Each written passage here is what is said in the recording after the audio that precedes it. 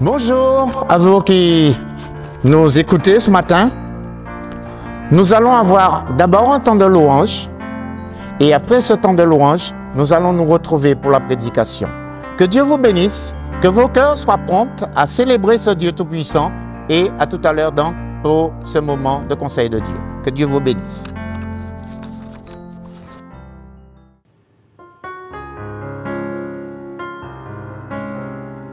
Nous sommes heureux ce matin de nous retrouver pour ce temps de louange et d'adoration.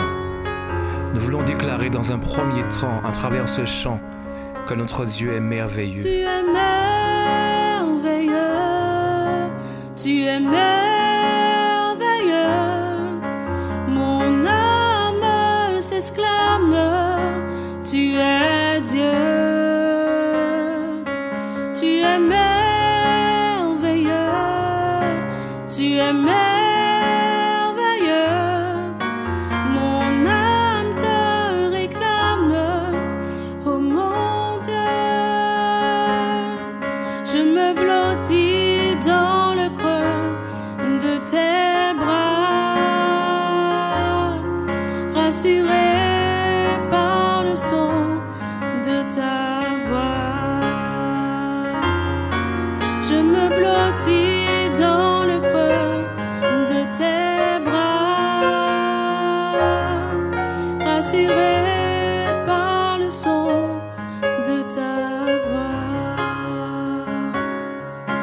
Tu es merveilleux, tu es merveilleux. Mon âme s'exclame, tu es Dieu. Tu es merveilleux, tu es merveilleux. Mon âme te réclame, oh mon Dieu. Je me blottis dans le creux de tes bras, rassuré par le son de ta voix. Je me blottis dans le creux de tes bras, rassuré par le son de ta voix. Tu es merveilleux, tu es merveilleux. Mon âme s'exclame, tu es Dieu. Tu es merveilleux, tu es merveilleux. Mon âme te réclame, oh mon Dieu. Je me blottis dans le creux de tes bras, rassuré par le son de ta voix. Je me blottis dans le creux de tes bras, rassuré par le son de ta voix. Je me blottis dans le creux de tes bras, rassuré par le son de ta voix. Je me blottis dans le creux de tes bras, rassuré par le son de ta voix. Merci Jésus. Merci Jésus. Et nous voulons continuer ce temps de louange ce matin, ce temps d'adoration et déclarer que notre Dieu est grand. Nous dire tu es grand Seigneur, tu es magnifique Seigneur. Merci mon Dieu.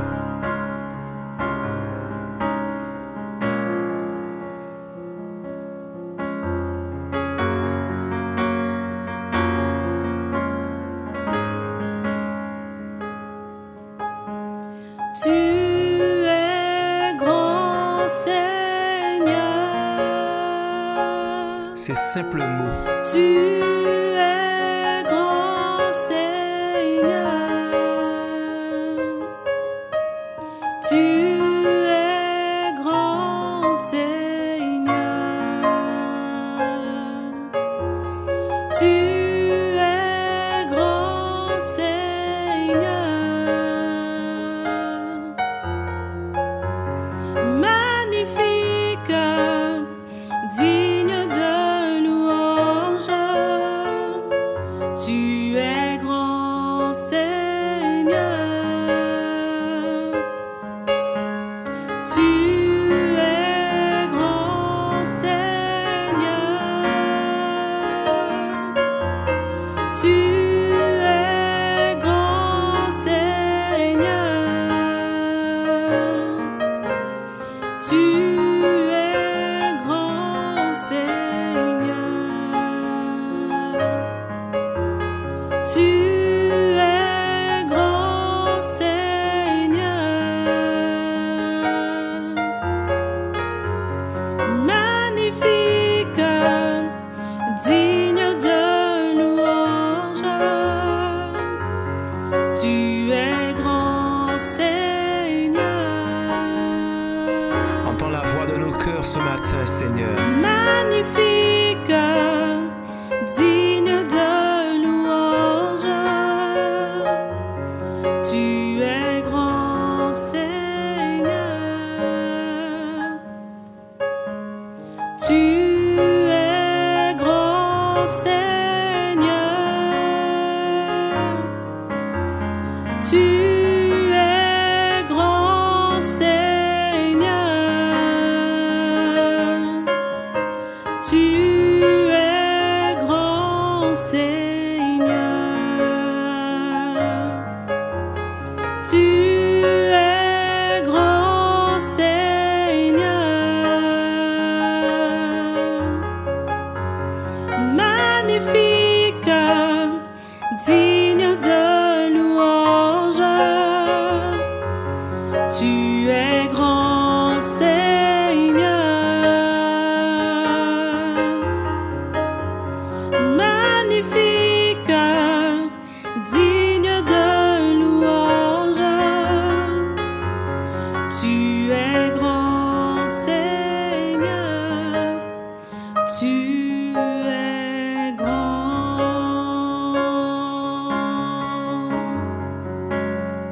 Tu es grand.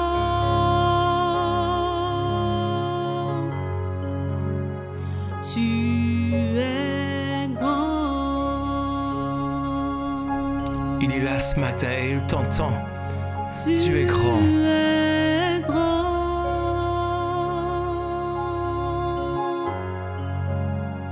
Tu es grand.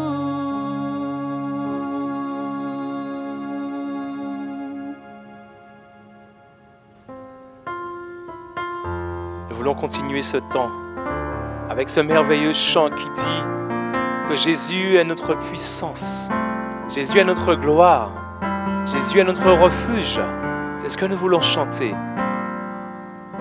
Jésus, tu es ma puissance et ma gloire.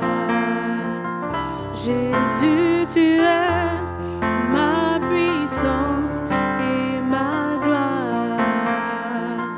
Tu es le seul Seigneur qu'aime mon cœur. Jésus, tu es ma puissance. Proclame-le avec nous. Jésus, tu es mon refuge et ma force. Jésus, tu es mon refuge et ma force. Encore une fois, Jésus, tu es mon refuge et ma force. Mon refuge et ma force. Tu es le seul Seigneur Tu es le seul Seigneur qu'aime mon cœur. qu'aime mon cœur. Jésus, tu es mon refuge et ma force. Mon refuge et ma force. Jésus, tu Dis-lui qu'il est ta es puissance et ta gloire. ma puissance et ma gloire. Tu es ma puissance et ma gloire. Jésus, tu es ma puissance et ma gloire. Tu es le seul Seigneur qui aime mon cœur. Tu es le seul Seigneur qu'aime mon cœur. Jésus, tu es ma puissance et ma gloire. Si tu peux, lève-toi. Si tu le peux, lève-toi. Jésus, Et proclame qu'il est ton refuge et ta force. mon refuge et ma force. Si tu ne peux pas te lever, Jésus, alors lève tu seulement es les mains. mon refuge Et dis-lui qu'il est ton refuge et ta force. Tu es le seul Seigneur Aime mon cœur. qu'aime mon cœur. Jésus, tu es mon refuge et ma force. Tu es ma puissance et ma Jésus, gloire. tu es ma puissance et ma gloire. Merci Seigneur. Jésus, Tu es véritablement un refuge pour nous. ma puissance et ma gloire. Tu es le seul Seigneur qu'aime mon cœur. Jésus, tu es ma puissance et ma gloire. Encore une fois, Jésus, tu es mon refuge et ma force. Mon refuge et ma force.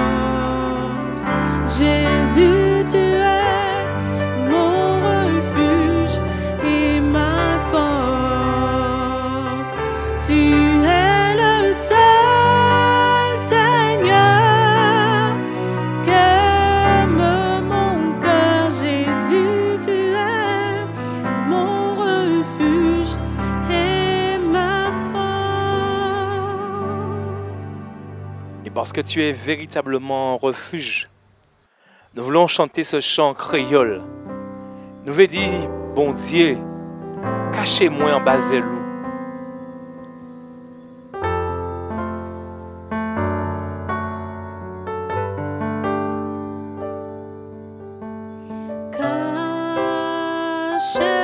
Cachez-moi, Oui, en bas de loup. oui, en bas et loup.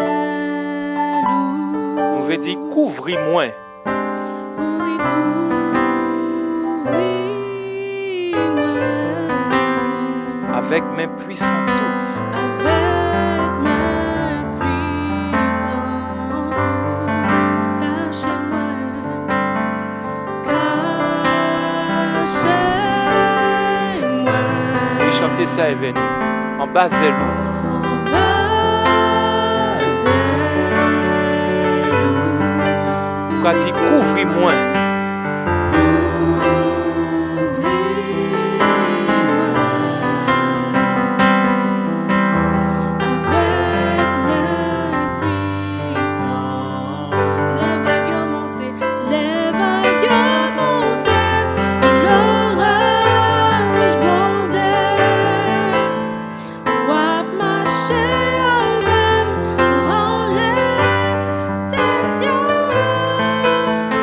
By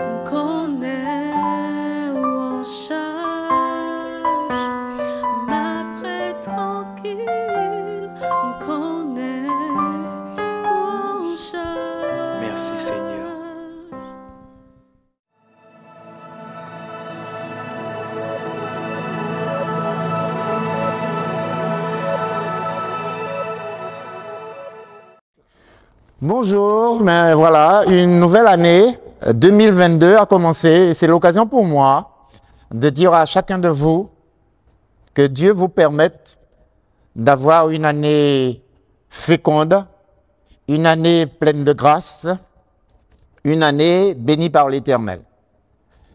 Je crois que notre Dieu, il sait ce qui va se passer au cours de cette année 2022 et nous avons besoin vraiment d'être à ses pieds pour qu'il nous garde, pour qu'il nous avertisse, pour qu'il nous protège, pour qu'il prenne soin de nous. Que Dieu donc, au cours de cette année, vous aide à rester attaché à lui et surtout à pouvoir entendre sa voix de manière à ce que dans les décisions que vous aurez à prendre, vous soyez dans son plan. Que Dieu vous bénisse. Je vais vous apporter le conseil de Dieu. Je voudrais juste avant demander à Dieu toute sa grâce, que son esprit soit sur nous, vous qui écoutez et moi qui vous apporte ce conseil. Notre Père, notre Dieu, nous prenons le temps de te prier, de crier à toi afin que tu nous permettes au cours de cette prédication, d'apporter, Seigneur, ton conseil et de permettre que tous ceux qui écoutent cette pensée puissent être visités par toi. Merci pour ton esprit qui va m'accompagner, ton esprit qui va me guider. Et merci aussi pour tous les cœurs qui vont recevoir cette nourriture. Que ton nom soit glorifié, Père, au nom puissant de Jésus, ton Fils. Amen. Voilà un thème, j'allais dire, assez simple à développer ce matin. L'Éternel change les vies. Dieu est capable de changer nos vies. Je voudrais, pour illustrer ce thème, il y aurait tellement d'exemples à prendre dans la Bible, mais j'ai choisi l'exemple d'Anne, la femme d'Elkana, la mère de Samuel. Et dans 1 Samuel, chapitre 1er, au verset 10, 1 Samuel 1er, verset 10, la Bible nous dit « Et l'amertume dans l'âme, elle pria l'Éternel et versa des pleurs. » Je relis. « Et l'amertume dans l'âme, elle, c'est Anne, Anne pria l'Éternel et versa des pleurs. » Le chapitre suivant, 1 Samuel, chapitre 2, verset 1er, il est écrit, Anne pria et dit, « Mon cœur se réjouit en l'Éternel, ma force a été relevée par l'Éternel. » Voilà une femme qui était amère. Voilà une femme qui passait par un temps difficile. Pourquoi tout cela? C'est un problème de foyer. Elle est stérile et sa rivale, Pénina, donne des enfants à son mari Elkana. Le comble, c'est que cette rivale la mortifie, cherche à lui montrer qu'elle n'a pas beaucoup de valeur pour son mari. Et cette femme meurtrie, cette femme humiliée, va prier l'Éternel. C'est ce que nous avons lu dans 1 Samuel, chapitre 1er, verset 10, je le relis, « Et l'amertume dans l'âme, elle pria l'Éternel et versa des pleurs. » À ce moment précis, Anne est une femme humiliée, une femme meurtrie, une femme stérile, une femme qui vit une rivalité atroce avec Pénina. Et l'on comprend que c'est un moment difficile de sa vie, c'est un moment pénible, c'est un moment où elle souffre et elle n'a aucune solution. Humainement, son mari ne peut rien pour elle, elle-même ne peut rien, et la situation est là. Mais, et c'est là vraiment notre réconfort, c'est de savoir que Dieu est capable de changer nos vies. Elle va prier l'Éternel. Et la Bible nous dit que l'Éternel va la visiter, elle va être enceinte et enfanter un fils du nom de Samuel. Alors, elle peut prononcer ces paroles que nous avons lues dans 1 Samuel 2, verset 1er.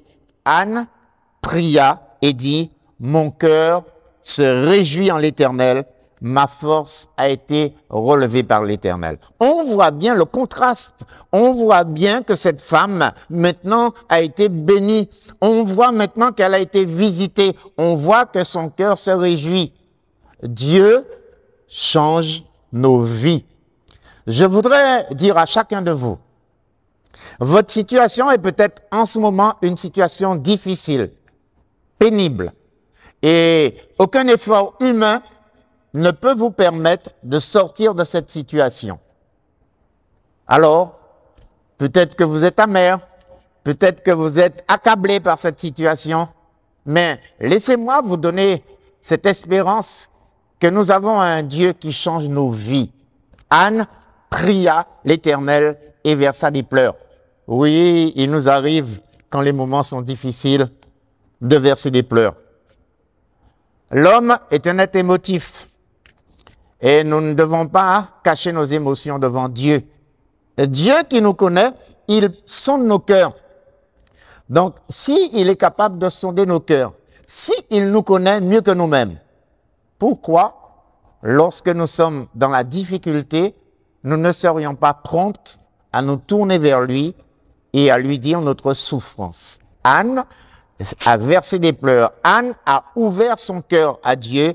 Anne a dit à Dieu, voilà ce qui me cause cette souffrance-là. Ce matin, je voudrais t'inviter à venir devant Dieu. Je voudrais t'inviter à venir à ses pieds. Je voudrais t'inviter à lui dire ce qui ne va pas dans ta vie. Alors, permettez-moi ce matin de vous dire comment Anne va bénir l'Éternel. Comment une femme humiliée va se réjouir en son Dieu qui a changé sa vie. Alors, nous allons lire dans ce livre de Samuel, 1 Samuel, chapitre 2, nous allons lire du verset 1er au verset 10, et nous allons comprendre, et pour vous permettre de me suivre, je voudrais vous donner l'idée principale, c'est que le Seigneur, l'Éternel, le juste juge, il abaisse l'orgueilleux et il élève celui qui est humble. Et c'est toute la pensée qu'il y a dans ce passage que nous allons lire, donc 1 Samuel, chapitre 2, verset 1er au verset 10. Je lis. Anne pria et dit, « Mon cœur se réjouit en l'Éternel. Ma force a été relevée par l'Éternel. Ma bouche s'est ouverte contre mes ennemis, car je me réjouis de ton secours. Nul n'est saint comme l'Éternel. Il n'y a point d'autre Dieu que toi. Il n'y a point de rocher comme notre Dieu. Ne parlez plus avec tant de hauteur, que l'arrogance ne sorte plus de votre bouche, car l'Éternel est un Dieu qui sait tout, et par lui sont pesées toutes les actions. L'arc des puissants est brisé, et les faibles ont la force pour ceinture. Ceux qui étaient rassasiés se louent pour du pain, et ceux qui étaient affamés se reposent.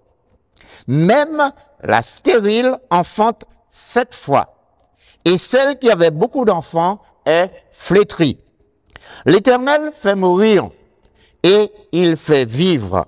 Il fait descendre au séjour des morts, et il en fait remonter. L'Éternel appauvrit, et il enrichit. Il abaisse, et il élève. De la poussière, il retire le pauvre. Du fumier, il relève l'indigent pour les faire asseoir avec les grands. Et il leur donne en partage un trône de gloire.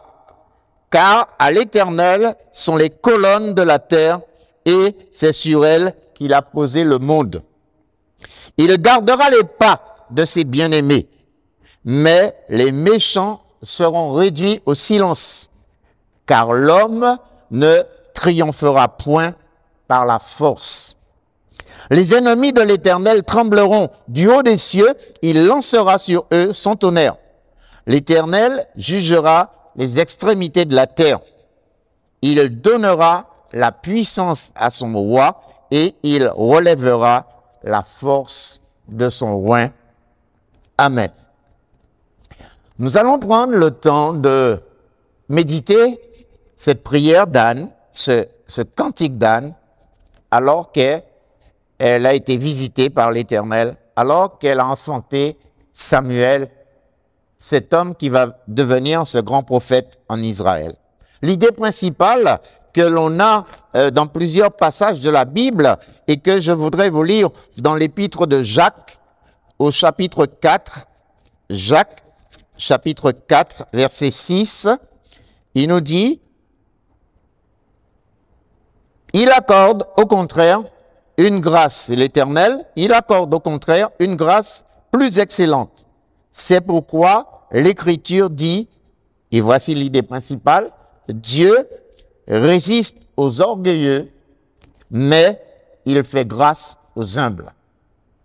Et c'est toute cette pensée-là qui va me guider dans la méditation, de comprendre que lorsqu'on est humble, lorsqu'on vient devant l'Éternel et qu'on lui parle de sa souffrance, l'Éternel est capable de nous relever. L'Éternel est capable de changer nos vies. C'est cette idée-là que je voudrais développer. L'Éternel est capable de nous secourir. Verset 1er et verset 2, Anne est en train de louer l'Éternel pour son salut. Et l'on a des mots qui sont très forts dans ces deux versets. Ma force a été relevée. Dieu est celui qui me relève. Dieu relève celui qui est courbé. Dieu relève celui qui est couché. Dieu a cette possibilité-là, cette capacité, cette puissance, cette force de nous mettre debout lorsque les problèmes de la vie, nous abattent. Dieu est un secours. C'est écrit, car je me réjouis de ton secours. Et si nous allions dans les psaumes, nous dirions que Dieu est un secours qui ne manque jamais dans la détresse. Dieu est incomparable. Il n'y a rien d'étonnant de la part de Dieu. Et nous pourrions citer comme cela des passages de la Bible où nous voyons un Dieu qui vient au secours de l'homme. Dieu a fait une promesse à Abraham qu'il aura un descendant, une postérité. Et Abraham n'a pas très bien compris, si bien qu'il aura un enfant avec la servante de sa femme, avec Agar, et Dieu va lui dire, mais c'est pas cet enfant-là qui sera l'héritier. Abraham a vieilli, il a 99 ans, sa femme a 10 ans de moins. Quand l'Éternel lui dit, je te donnerai un enfant l'année prochaine à cette heure-là. Et l'on voit Sarah qui se demande comment une femme âgée comme elle peut enfanter. Et je répète cette expression qui est extraordinaire. Y a-t-il quelque chose qui soit étonnant de la part de Dieu? Dieu serait-il impuissant? Serait-il incapable? Y a-t-il une situation de la vie pour laquelle Dieu aurait les mains liées? Quand je lis la Bible, quelle que soit la situation, Dieu intervient. Dieu est capable. Je me rappelle à ma conversion, je me posais la question parce que j'avais entendu une phrase qui m'avait bouleversé. Jésus est la solution à tous les problèmes de la vie. J'avais entendu cela et j'étais à peine converti, ou c'était juste avant ma conversion, je ne me rappelle pas trop, mais cette phrase m'avait quelque peu percuté. Jésus est la solution à toutes les situations. Alors je me suis dit non. J'ai pris une feuille et j'ai commencé à mettre à gauche de la feuille les problèmes de la vie. Et je me dis, si Jésus est la solution à toutes les situations de la vie, il faut que chaque fois que j'ai écrit dans la colonne de gauche un problème, il faut que je trouve dans la Bible comment Jésus a résolu cette situation. Et mes amis, j'ai pris des gens malades, j'ai pris des gens possédés, j'ai pris des gens tourmentés, j'ai pris même des morts. J'ai écrit dans ma liste, dans ma colonne de gauche, J'ai mis les problèmes de la vie. Et j'ai commencé à chercher dans la Bible, est-ce que pour ces situations-là, Jésus a été tout puissant pour y répondre? Là où vraiment, j'ai complètement capitulé et j'ai donné gloire à Dieu, c'est quand j'ai lu à ce moment-là l'histoire de Lazare. 4 jours qu'il est dans le tombeau. 4 jours. Et parce que je me disais, oui, peut-être pour les choses de la vie, Jésus peut faire quelque chose, mais quand quelqu'un va mourir, est-ce que Jésus est capable de le ressusciter? Oui, il y a l'exemple de la fille de Jaïrus, il y a le fils de la veuve, mais je dirais ce sont des gens qui venaient juste de mourir. Donc je me dis, bon, peut-être que ça a été possible. Mais pour Lazare, qui est déjà enterré 40 jours, ses sœurs vont même dire, il sent déjà. Son corps est déjà en décomposition. Quand je lis que Jésus va dire, Lazare sort. J'ai compris ce jour-là l'autorité de la parole de Dieu. La parole de Dieu est créatrice. La parole de Dieu est capable de rendre la vie. J'ai compris et ma vie m'a aidé à expérimenter que Dieu est capable d'intervenir, quelle que soit la situation de notre vie. Dieu est capable de changer nos vies. Là, Anne est en train de louer Dieu. Dieu est incomparable. Et puis, elle va prononcer ce mot que David aimait beaucoup prononcer. Dieu est pour moi un rocher. Il n'y a point de rocher comme notre Dieu.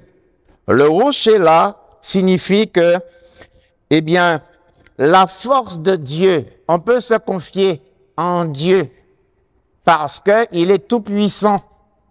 Et surtout, il est une sécurité, il est un refuge, il est un abri, il est une tour forte, il est une forteresse. Lorsqu'on se confie en Dieu, on est protégé, on est secouru. Donc, Anne a l'occasion de louer l'Éternel. Toi qui m'écoutes, je voudrais te dire que si toi aussi tu traverses un temps difficile, n'oublie pas, quand Dieu t'aura visité, de lui rendre toute la gloire qu'il mérite. N'oublie pas de le louer.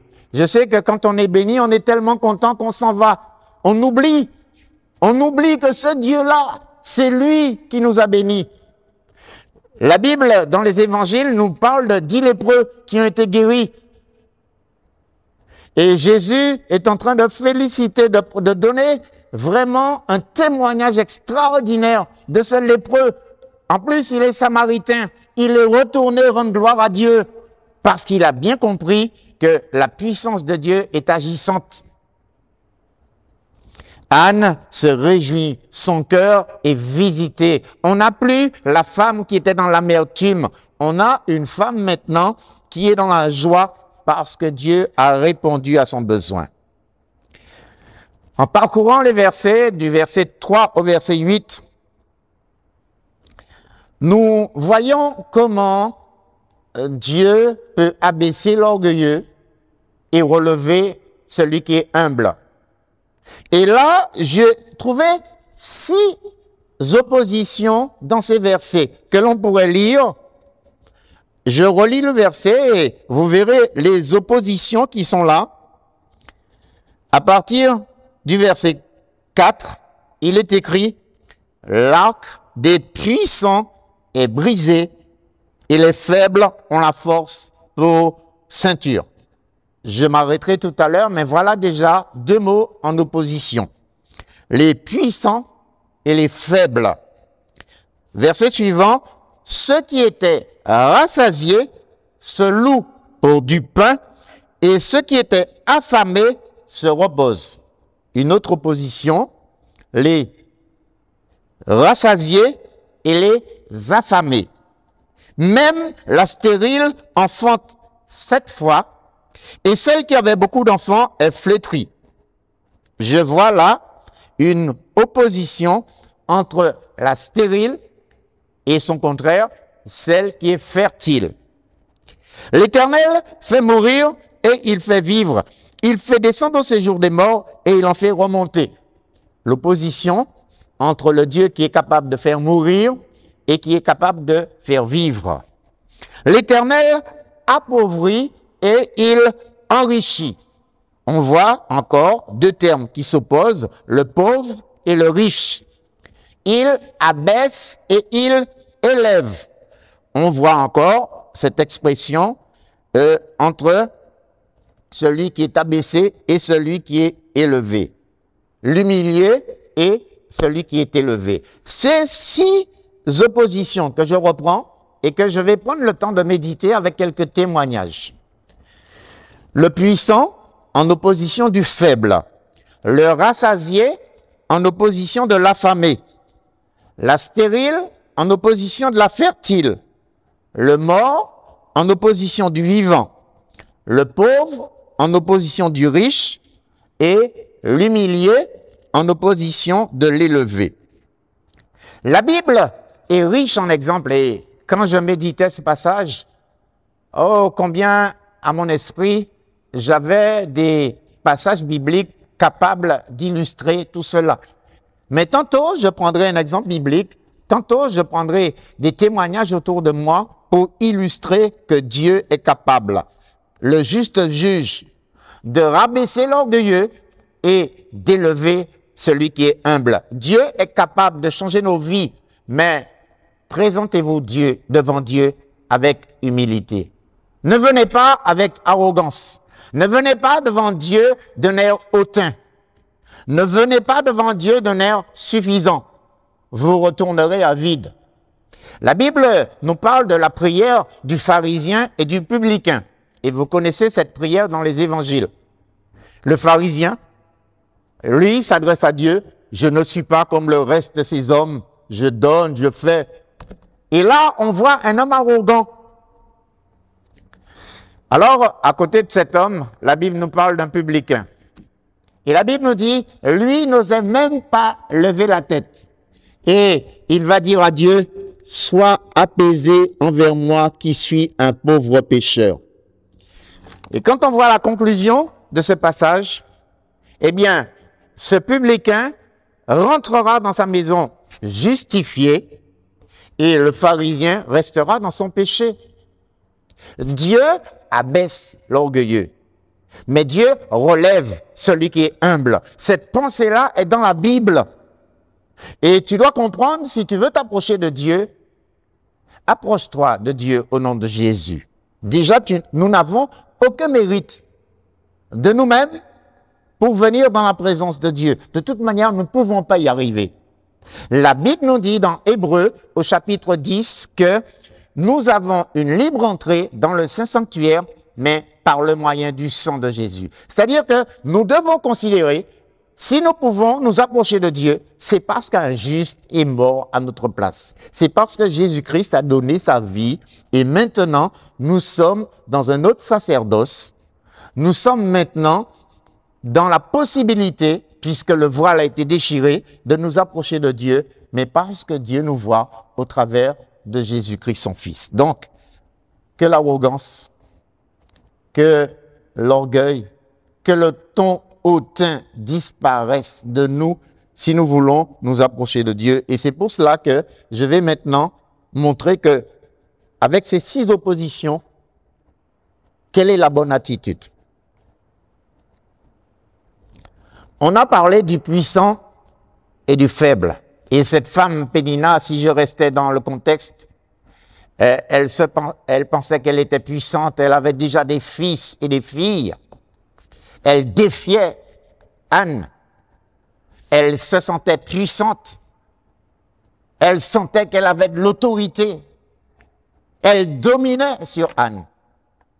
Mais Dieu va relever Anne. Le faible va être relevé. Et chose étonnante dans la Bible, qui peut me raconter le devenir des enfants de Pénina? C'est tout à fait anonyme. Elle a eu des fils et des filles. Mais tous nous pouvons raconter que Anne a eu un fils du nom de Samuel. Et ce Samuel a été un grand prophète devant l'Éternel. Donc, je crois que il est bon que nous puissions rester dans l'humilité et de ne pas croire que nous dominons sur les autres, nous sommes plus forts que les autres. J'ai le témoignage d'un homme qui se croyait puissant, alors que nous étions en train de faire un camp de jeunesse et que nous étions en train de louer Dieu. Cet homme s'est approché. Il y avait le prédicateur, c'était pas moi, c'était un autre pasteur. Et j'étais là devant la porte, je vois cet homme arriver avec son coutelas. Cet homme a toute sa force, sa vigueur, mais nos louanges étaient en train de le gêner. Et cet homme, venant devant moi, brandissant son coutelas, en me disant en créole, « Dis mon qui a fait ça là, arrêtez, sinon on va couper tes tao. » Wow.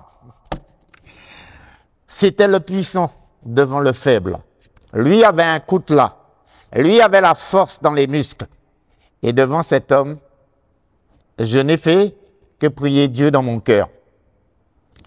Ben, j'ai dit quand même à cet homme, dites-moi ce que nous faisons de mal. Nous sommes en train de bénir Dieu.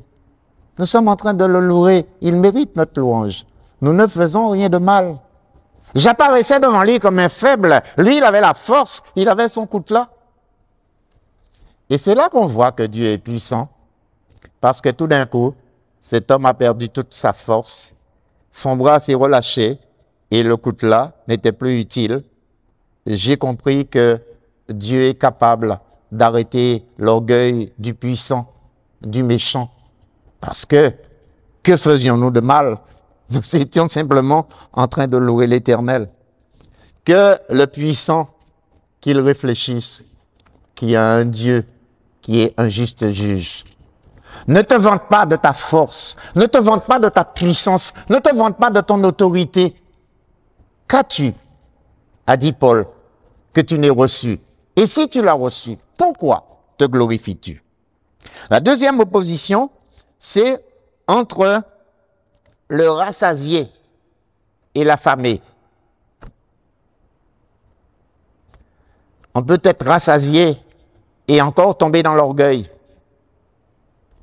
Alors, pour illustrer cette opposition, j'ai trouvé un exemple dans la Bible qui m'a beaucoup fait réfléchir. C'est l'exemple de Lot, le neveu d'Abraham. Je ne vais pas lire son histoire, ce serait trop long, mais vous lisez le livre de la Genèse et vous voyez cette histoire que les serviteurs de Lot pouvaient pas cohabiter avec les serviteurs d'Abraham parce que leur troupeau était considérable. Alors, il y a querelle et Abraham n'est pas d'accord à ce que, puisqu'il appelle Lot son frère, qu'il n'y ait pas de querelle entre nous, nous sommes frères. Alors, il lui dit, si tu veux aller à droite, vas-y, moi j'irai à gauche. Si tu vas à gauche, j'irai à droite. Abraham ne veut pas d'histoire. Et que fait Lot? Lot choisit la plaine. Pourquoi choisit-il la plaine? Si on reste dans le sens, j'allais dire, simple, on verrait la plaine comme un lieu arrosé, un lieu où il y a beaucoup de pâturage. Tout à l'heure, nous irons dans le sens spirituel. Un lieu où il y a beaucoup de pâturage, et comme il a des troupeaux, eh ben, c'est plus simple d'aller dans cette région. Et effectivement, c'est ce qui va se passer. Mais si tu rentres dans le plan spirituel, Dieu avait appelé Abraham, il lui avait dit de quitter son pays, sa patrie, sa famille, et d'aller dans un pays qu'il lui montrerait. Mais le pays que Dieu veut montrer à Abraham, c'est pas la plaine, c'est justement la montagne, c'est justement ce pays de Canaan. Et Lot va se réfugier, nous dit la Bible, dans la plaine, dans Sodome, à côté de Sodome et Gomorrhe. Là où les gens sont méchants, où les gens ne craignent pas Dieu. Alors il est rassasié, il a plein de troupeaux, il a des brebis, il a des bœufs, il a toute espèce d'animaux, il est content, il est rassasié. Mais, je dis, c'est vrai que l'appel c'était pour Abraham. Mais Lot savait que son oncle avait reçu un appel. Et s'il avait au moins développé son sens spirituel, il serait resté avec Abraham. Pourquoi s'est-il séparé? il est rassasié. Mais que nous dit l'histoire biblique? C'est que les anges vont descendre et vont aller voir ce qui se passe à Sodome et Gomorrhe. Et là, Dieu va décider de juger Sodome et Gomorrhe. Le feu, la grêle vont tomber sur Sodome et Gomorrhe. Et là, il n'y a plus rien. Lot va tout perdre. La Bible nous dit dans Genèse, au chapitre 19, versets 29 et 30. Lorsque Dieu détruisit les villes de la plaine, il se souvint d'Abraham et il fit échapper Lot du milieu du désastre, par lequel il bouleversa les villes où Lot avait établi sa demeure. Lot quitta Soar pour la hauteur et se fixa sur la montagne avec ses 2 filles, car il craignait de rester à Soar. Il habita dans une caverne, lui et ses 2 filles. Il habita dans une caverne. Voilà l'homme qui avait plein de biens, plein de troupeaux. L'homme qui était rassasié matériellement. L'homme qui n'a pas suivi son oncle dans son appel. Où est-il maintenant? Dans une caverne. Et vous savez la suite. Vous savez ce qui se passe dans la caverne. Ces 2 filles vont avoir un enfant de lui, et nous avons l'ancêtre des Ammonites et des Moabites. L'orgueilleux, celui qui est rassasié de biens matériels et qui met de côté Dieu, risque d'être déçu pour la suite, parce que l'affamé, il deviendra affamé. Celui qui est affamé, eh bien, Dieu va le rassasier. Vous connaissez l'histoire dans Luc du riche et de Lazare. Et vous voyez, sur le plan spirituel, le riche, il menait joyeuse vie, il s'occupait de rien. Mais les 2 sont morts. Et dans le séjour des morts, le riche, il a soif, il est tourmenté. Et il voudrait que Abraham envoie Lazare lui apporter une goutte d'eau. Ne vous rassasiez pas de biens matériels. Rassasiez-vous de biens spirituels. Dieu nous dit de mettre notre trésor dans le ciel, pas dans les choses matérielles, que cela nous aide pour que nos vies soient changées par Dieu. Dieu veut changer nos vies. Dieu veut changer notre mentalité. Dieu veut nous faire comprendre les choses autrement. Nos yeux sont souvent fixés sur le terrestre, le matériel, le temporel.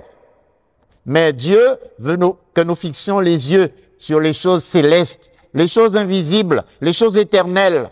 Dieu veut changer nos vies. Dieu veut nous donner une autre approche de cette vie ici-bas pour que nous puissions déjà comprendre ce qui est essentiel devant Dieu.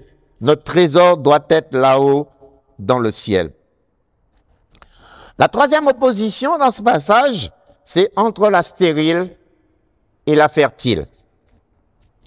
Et c'est vrai, Pénina avait des fils et des filles, elle se réjouissait, elle humiliait Anne, elle la mortifiait, nous dit la Bible, elle cherchait à la nuire. Mais Dieu va visiter Anne. Anne va avoir cet enfant qui est Samuel, mais Dieu va encore visiter Anne. La Bible nous dit dans 1 Samuel 2, au verset 21, « Lorsque l'Éternel eut visité Anne, elle enfanta 3 fils et 2 filles. Elle enfanta 3 fils et 2 filles. Pour une stérile, voici que maintenant, elle a, au total, en comptant Samuel, elle a 6 enfants. Dieu peut rendre fertile comme il peut rendre stérile. Et l'histoire de la Bible, on a souvent des femmes stériles dans la Bible à qui Dieu a donné le pouvoir d'enfanter. On peut penser à Sarah, la femme d'Abraham. Elle était stérile, mais Dieu lui a donné d'enfanter et elle va enfanter Isaac. On peut penser à la femme d'Isaac, Rebecca, qui était stérile. La Bible nous dit que Isaac va prier 20 ans et Rebecca va enfanter Jacob et Ésaü. Donc, on a dans la Bible des exemples de femmes qui étaient stériles, mais à qui Dieu a donné le pouvoir d'enfanter. Et cet exemple pour nous est frappant, et j'aime beaucoup ce verset qui nous dit que Dieu nous donne au-delà de ce que nous demandons et de ce que nous pensons. Dieu est capable de changer nos vies.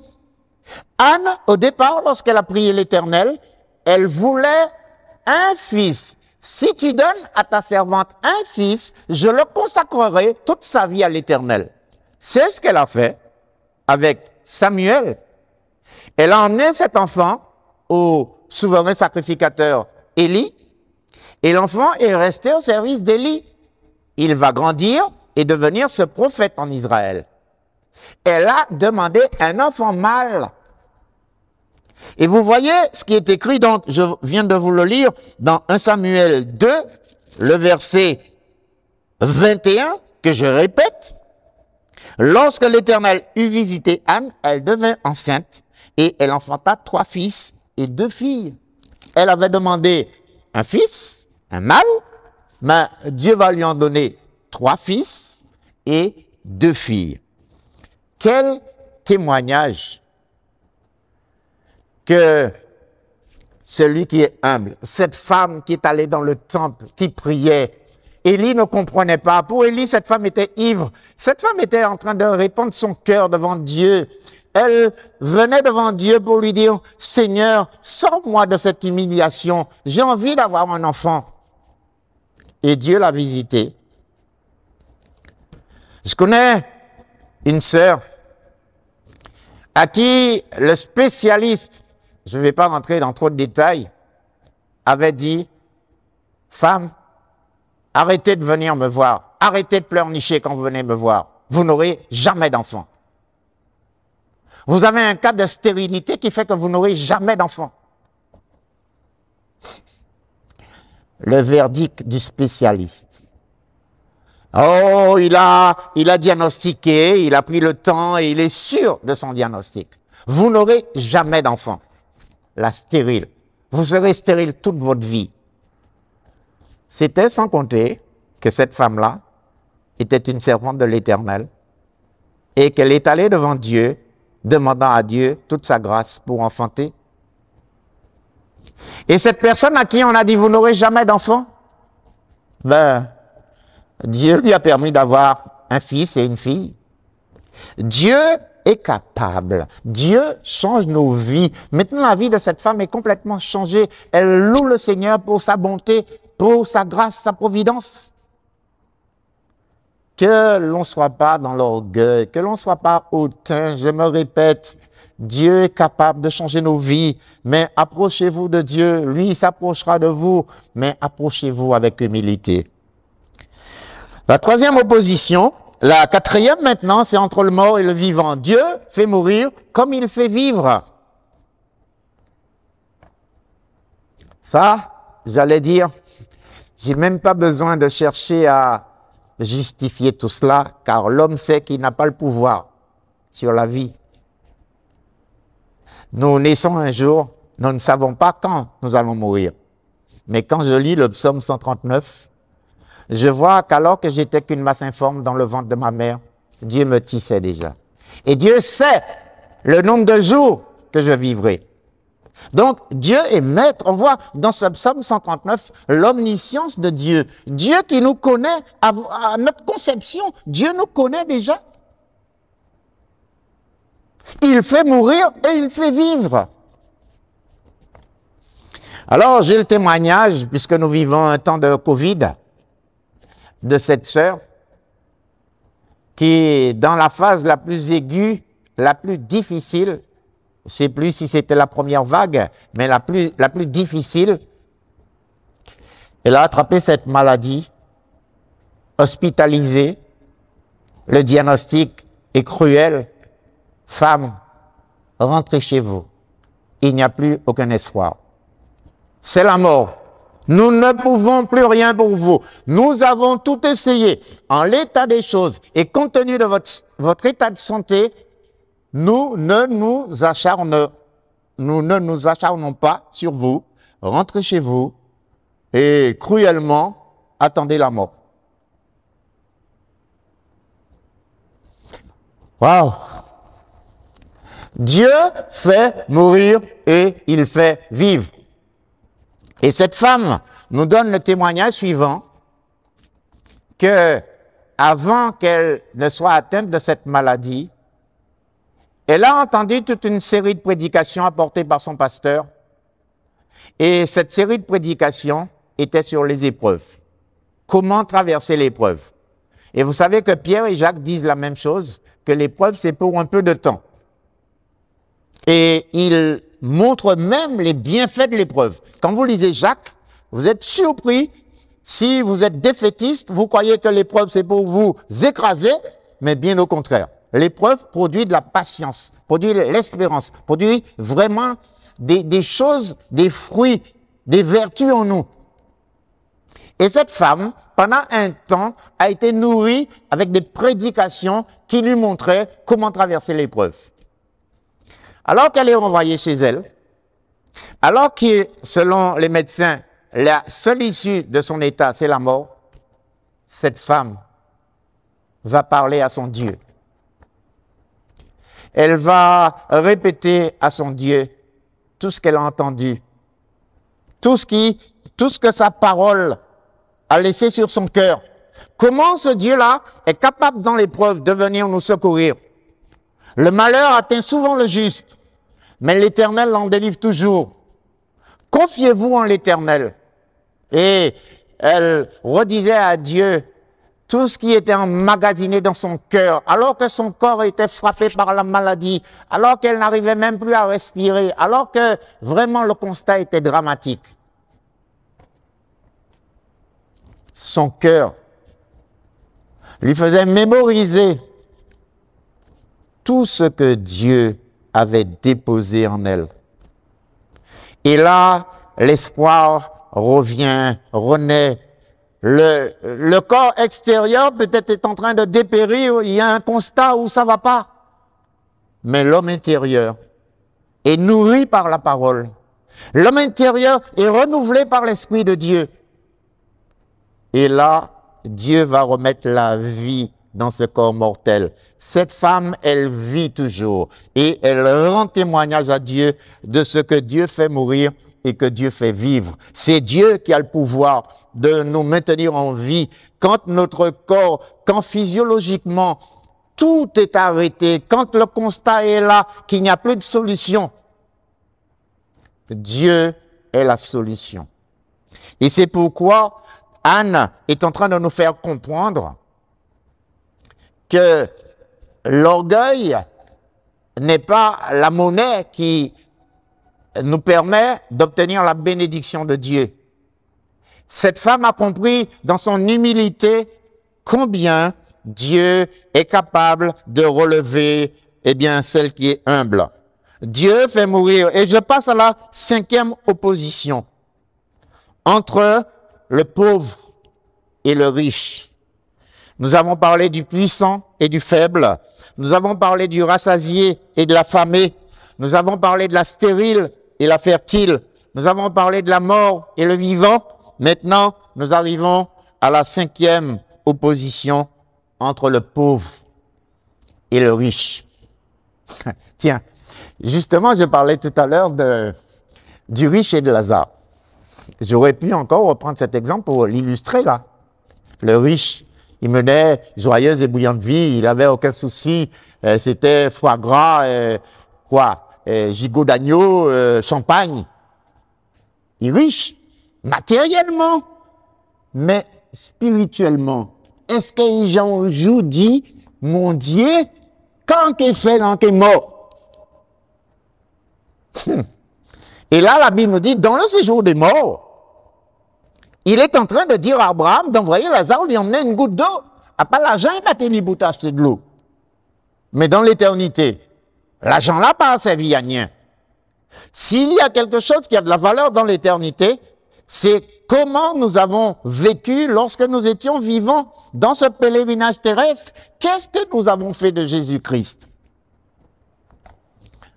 Et là, je dirais à tous ceux qui se confient dans leur richesse qu'un jour, vous franchirez le pas de la mort et que vous verrez que la richesse que vous aviez matériellement ne peut pas vous secourir dans l'éternité. Que le sage entende ce que dit la parole. Ne vous confiez pas dans vos richesses. Confiez-vous en Dieu, amassez-vous un trésor, là où la teigne et la rouille ne peuvent les atteindre, c'est-à-dire dans le ciel. Et un Dieu est capable de relever. Dans l'Ancien Testament, on voit que Dieu avait laissé les consignes lorsqu'on moissonnait un champ, de laisser une partie du champ pour la veuve et l'orphelin. Dieu a toujours pris soin de celui qui est indigent, de celui qui n'a pas les moyens, les ressources. Et la Bible raconte une belle histoire, une histoire extraordinaire. Une femme sans ressources, une femme qui a perdu son mari, une femme qui est une Moabite du nom de Ruth. 10 ans qu'elle a été mariée avec un enfant d'Israël, son mari est mort et maintenant elle a rien du tout. Pas d'enfant, pas d'héritage, rien du tout. Alors, elle décide de choisir Dieu comme son Dieu. Et elle dit à sa belle-mère, qu'on connaît, Naomi, là où tu iras, j'irai. Ton Dieu sera mon Dieu, ton peuple sera mon peuple. Et elle remonte à Bethléem avec Naomi. Cette femme sans ressources, cette femme qui au fond a accepté ce Dieu d'Israël dans son cœur, cette femme va connaître un bonheur extraordinaire. La Bible nous raconte son histoire dans le livre de Ruth. Et ce livre, c'est un livre qui traite de la providence de Dieu. Combien Dieu est capable de nous diriger pour que nos besoins soient couverts entièrement. Et quand vous lisez le livre, de toute manière, vous êtes émerveillés par cette histoire. Elle va glaner dans un champ. Ça veut dire qu'elle a aucune ressource. Elle est dans la situation de la veuve qui va aller glaner parce que quand les Israélites moissonnaient un champ, quand il y avait certains épis, il laissait certains épis pour, comme je viens de dire, pour la pauvre et l'orphelin. Donc, les moissonneurs s'étaient occupés du champ. C'est qu'on là, nous capons champ qu'on a nous. Là où, machine, la moissonne, elle a passé coupé qu'on là, toujours ni des morceaux qu'on a arrêté à terre. Eh bien, c'est la même comparaison. Il y a des épis qui restent au bord du champ. Et cette femme, elle est allée glaner les épis. Ce terme-là signifie que la femme n'avait aucune ressource. C'est misère. C'est l'état le plus bas de la misère. Mais elle arrive dans le champ, la Bible nous dit, d'un homme riche et puissant. Naomi avait un parent de son mari. C'était un homme puissant et riche de la famille d'Elimelech et qui se nommait Boaz. Et vous connaissez l'histoire. L'histoire est vraiment extraordinaire, merveilleuse. Boaz, cet homme riche et puissant, va devenir le mari de Ruth. Dieu conduit ses enfants. Dieu change nos vies. Cette femme pauvre, cette femme qui n'a aucune ressource, compte en banque il y a zéro, il panie pour l'argent. Eh bien, Dieu va la conduire dans le champ d'un homme puissant et riche. 10 ans qu'elle a été avec son mari, pas d'enfant. Elle va être mariée à Boaz et elle va donner un enfant, chose extraordinaire dans la Bible. Cet enfant-là, c'est l'ancêtre de David, donc c'est un ancêtre de Jésus-Christ, dans la généalogie de Jésus-Christ. Une femme pauvre. Et je trouve que quand la Bible nous dit que Dieu ne fait acception de personne, Cette femme est une Moabite. Et je vous ai raconté tout à l'heure comment l'origine des Moabites et des Ammonites, c'est cet inceste entre Lot et ses deux filles. Et regardez un des descendants de Lot, cette femme Moabite, eh bien, Dieu va faire d'elle l'ancêtre de David. Donc, non seulement que Dieu ne fait acception de personne, mais Dieu entend la voix du pauvre. Dieu conduit le pauvre. Il relève l'indigent. Et nous l'avons lu. Anne l'a dit. L'Éternel appauvrit et il enrichit. De la poussière, il retire le pauvre. Du fumier, il relève l'indigent pour les faire asseoir avec les grands. Formidable. Gloire à Dieu. Gloire à Dieu. Gloire à Dieu. Le nom de Ruth est un nom célèbre. Il les fait asseoir avec les grands. Je vous raconte même pas l'histoire de Méphibosheth. J'aurais pu vous raconter cette histoire. Le fils de Jonathan, le petit-fils du premier roi d'Israël, Saül. Son père est mort, son grand-père est mort. Le roi qui règne, c'est le roi David. Et David demande s'il n'y a pas de descendant de Jonathan, parce que ce roi-là, c'était l'ami intime de Jonathan. Et on lui dit, ouais, qu'il y a un fils. Il envoie chercher ce fils. Méphibosheth arrive devant David. Et David lui dit, Méphibosheth, mais dans son cœur, et vous devez comprendre l'histoire à l'époque. Méphibosheth est un descendant, c'est le petit-fils de Saül. Donc, on pourrait croire que la royauté va lui revenir puisque Jonathan est mort. Et lui-même, lorsqu'il est en présence de David, il se dit dans son cœur, si David m'a appelé, c'est pour m'éliminer, pour que justement, je ne sois pas pour lui un ennemi de la royauté. Dans son cœur, il a peur, il tremble. Et David lui dit, tu mangeras toujours à ma table. Lui qui dit que, comment je suis, moi qui suis un chien mort, comment tu t'intéresses à moi? Regardez l'estime qu'il a de lui-même. Du fait qu'il est perclus des deux pieds, il a du mal à marcher et il comprend qu'il n'a aucune valeur. Dieu relève le pauvre. Et je relis ce qu'Anne a dit, de la poussière, il retire le pauvre, du fumier, il relève l'indigent pour le faire asseoir avec les grands. Méphibosheth était à la table du grand roi David. Tous les jours, il mangeait à la table du roi. Aussi petits que nous sommes petits, aussi pauvres que nous sommes pauvres, aussi indigents que nous sommes, un jour, nous serons assis à la table du Dieu, du grand Dieu.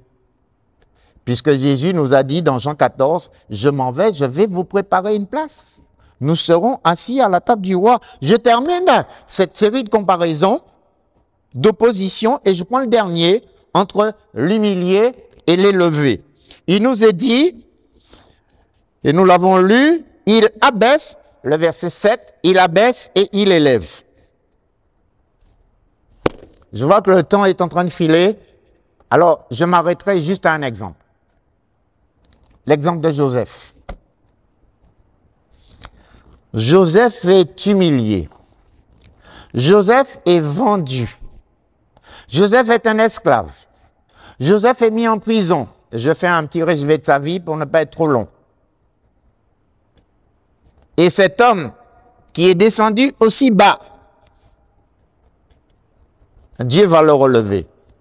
C'est extraordinaire quand on lit dans le livre de la Genèse ce qui se passe. Et la force de cet homme, et c'est le conseil que je voudrais vous donner, c'est qu'il avait la crainte de Dieu dans son cœur. Même quand il a été sollicité par la femme de Potiphar, il est resté droit. Je ne pécherai pas contre Dieu. Je t'invite aussi à avoir cette crainte de Dieu dans ton cœur. Ça va être ta source de salut pour qu'au moment où Dieu va te visiter que son plan se réalise dans ta vie. Le plan que Dieu avait pour Joseph s'est réalisé parce que Joseph est resté dans la droiture. Joseph est un homme qui a craint Dieu toute sa vie. Et au moment où Joseph pourrait penser, puisque les chansons l'avaient oublié, il était resté en prison. À ce moment précis, Dieu est maître des temps et des circonstances, nous dit Daniel dans son livre au chapitre 2. Dieu est maître des temps et des circonstances. Qu'est-ce qui va se passer? Le pharaon va avoir un songe que personne ne peut expliquer. Et là, Joseph est appelé, et vous connaissez la suite. Permettez-moi d'être très court là-dessus. Mais Joseph, il explique le songe à Pharaon. Et voici que Joseph devient le premier ministre, le seigneur en Égypte, et c'est lui qui commande. Alors il avait des songes, et il avait dit à son frère, il avait raconté à ses frères et son père les songes. Et moi je me rappelle quand il était allé à la rencontre de ses frères, la parole que les frères ont prononcée. Tuons-le, et nous allons voir que deviendront ces songes. C'est ce qu'ils avaient dit. Mais ils ne savaient pas que Dieu avait le contrôle de la vie. Et la Bible nous dit des choses qui nous montrent l'humour qu'il y a dans la Bible. Dans le livre de la Genèse, au chapitre 45, je vous lirai juste le verset 5. Genèse 45, le verset 5. Maintenant, ne vous affligez pas et ne soyez pas fâchés de m'avoir vendu pour être conduit ici, car c'est pour vous sauver la vie que Dieu m'a envoyé devant vous. Là, je trouve tout l'humour qu'il y a dans cela. Alors qu'ils l'ont vendu, maintenant c'est lui qui va leur sauver la vie. Et dans le chapitre 50, au verset 20, chapitre 50, verset 20, il est dit,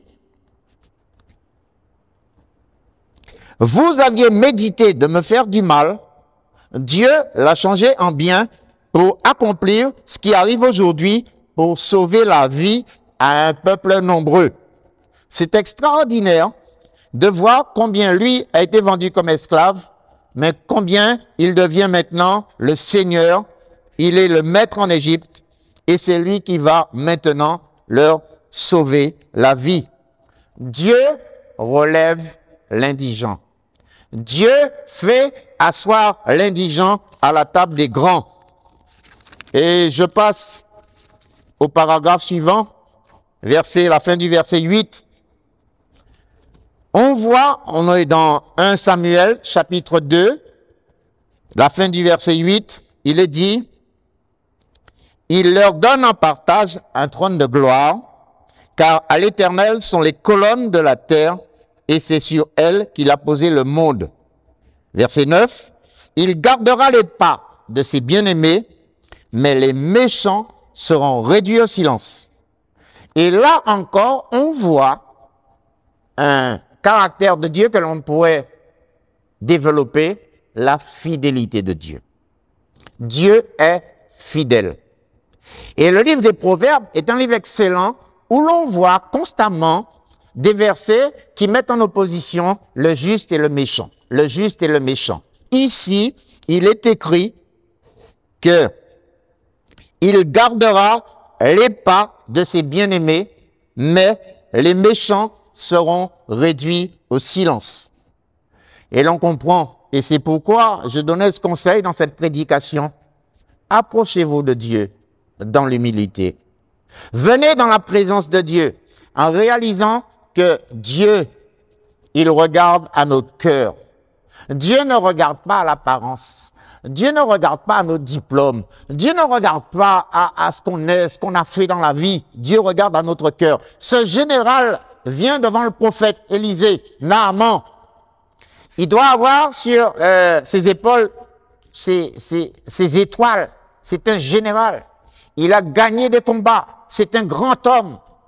Mais il est lépreux. Et là, le prophète, alors qu'il veut être guéri, le prophète lui dit, va te plonger cette fois dans le Jourdain. Enfin, il se dit, mais pourquoi dans le Jourdain? Il y a des fleuves en Syrie. Pourquoi il ne me dit pas d'aller en Syrie? Pourquoi il m'envoie dans le Jourdain? Dieu abaisse l'orgueilleux, mais il élève les humbles. Et les serviteurs de ce général vont lui dire, mais si tu avais demandé quelque chose de difficile, on aurait compris. Mais qu'est-ce qu'il t'a demandé? mon général, vous voyez, quand on a des grades, quand on est élevé en dignité, mon général, il t'a rien demandé de difficile. Il t'a demandé de te plonger 7 fois dans le Jourdain. Et là, finalement, il va se laisser convaincre, il va se plonger 7 fois, et la 7e fois, il ressort, il est pur. Dieu fait grâce aux humbles. Il réduit les méchants au silence. Mon frère, ma sœur, toi qui m'écoutes ce matin, Dieu peut changer ta vie, mais retiens qu'il est fidèle, mais qu'il regarde au cœur. Et si tu t'approches de lui, eh bien, approche-toi de Dieu dans l'humilité. Dieu tient les colonnes de la terre. Je ne voudrais pas rentrer dans des explications extraordinaires, mais quand nous écoutons les physiciens, la Terre est un globe. Ben, la Terre est dans l'univers. Comment se fait-il qu'elle tourne sur elle-même? Elle tourne autour du Soleil. Pourquoi son orbite ne change pas? Pourquoi la Terre ne plonge pas dans l'univers? Dieu a les colonnes de la Terre. Bon, ça m'emmènerait dans des explications qui me dépassent. Mais quand on sait ce que c'est l'univers, si on peut le savoir, parce que l'univers, on peut pas quantifier tout ce qu'il y a dans cet univers. En tout cas, l'homme n'arrivera pas. Et quand on voit que Dieu nous a mis sur la terre, et la Bible nous dit, c'est lui qui a les colonnes, il tient les colonnes de la terre. La stabilité. Dieu est fidèle. Dieu a créé toutes choses par sa parole. C'est un Dieu fidèle. Non seulement qu'il a tout créé, j'ai quand même envie de dire, mais qui suis-je? Qu'est-ce que l'homme devant Dieu? L'homme n'est que poussière. Est-ce que toi qui veux t'approcher de Dieu, tu réalises que ta vie est entre les mains de Dieu et qu'il peut façonner ta vie comme il veut? Si tu pouvais t'approcher avec humilité de lui, certainement tu gagnerais. La Bible nous montre, et là je ne prends pas le temps de le citer, mais Dieu est fidèle. Il est fidèle. Notre Dieu est un Dieu fidèle. Il ne change pas. Et dans le psaume, juste un verset, dans le psaume 119, au verset 90, psaume 129, verset 90, il est dit, de génération en génération, ta fidélité subsiste. Tu as fondé la terre et elle demeure ferme. Dieu est fidèle. Dieu change nos vies. Dieu n'a pas changé, lui n'a pas changé, mais ce qui ne va pas dans notre vie, lui, il peut le changer. Et Anne termine son cantique par quelque chose de prophétique parce qu'il parle du roi. Et en ce moment-là, Israël n'a pas encore de roi. Et elle demande à Dieu tu donneras la puissance à son roi, il relèvera la force de son oint.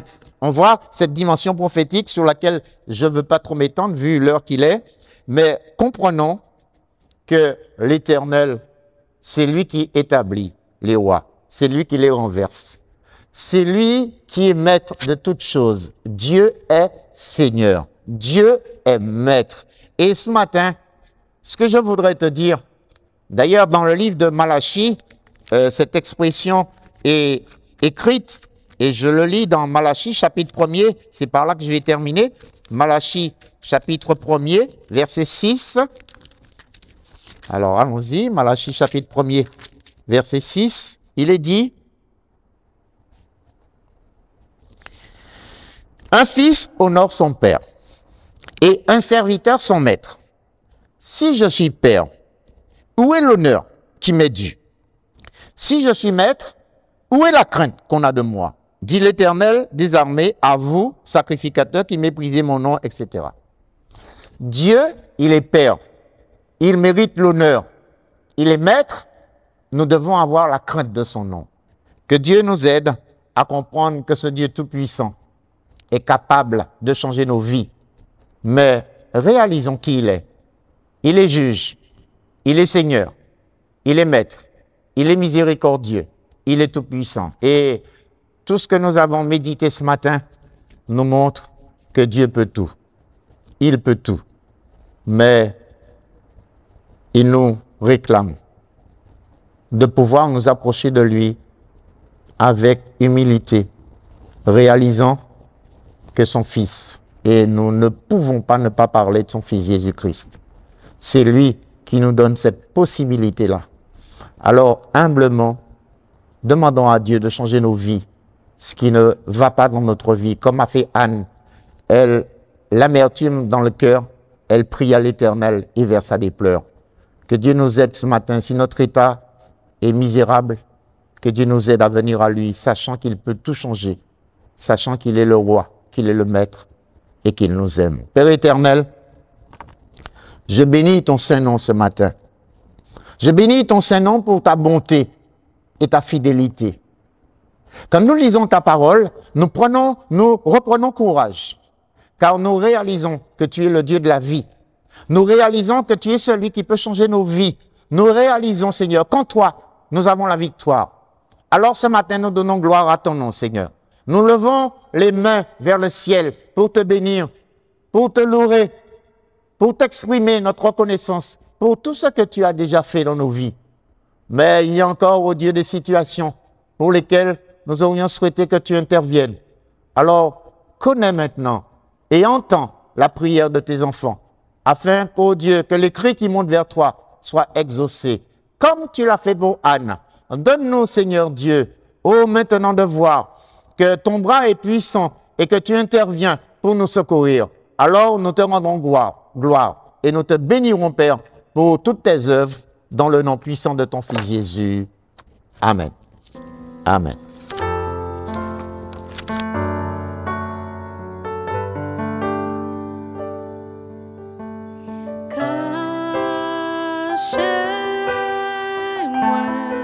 Oui, en bas, c'est loup. Oui, en bas, c'est loup. Nous veut dire couvris-moi. Oui, couvris-moi.